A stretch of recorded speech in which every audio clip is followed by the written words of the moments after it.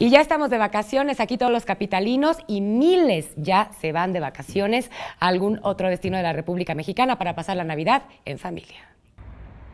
En vísperas del festejo de la Nochebuena y Navidad, el tránsito en las diferentes salidas de carreteras que comunican a la Ciudad de México se empieza a notar considerablemente, como la autopista México-Cuernavaca, México-Toluca, México-Querétaro y la que conecta con Puebla, aunque los capitalinos prefieren los destinos de playa.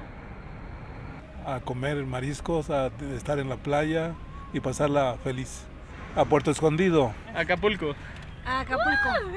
Dependiendo la cantidad de personas que viajen, es el gasto que los vacacionistas realicen, pero eso no es impedimento para pasar un buen momento con la familia o con los amigos.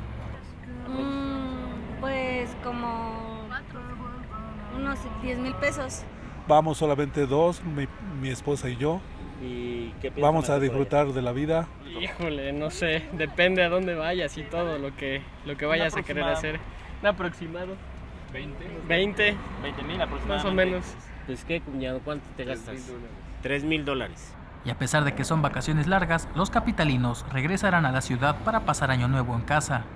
No, nomás la Navidad y nos regresamos con la familia en Año Nuevo. Muchas ganas de divertirnos, pasar la Navidad allá. Y es así como en la Ciudad de México el tránsito diario disminuirá considerablemente por las vacaciones de invierno. Con imágenes de Andrés Brito, Héctor Mendoza, 21 Noticias.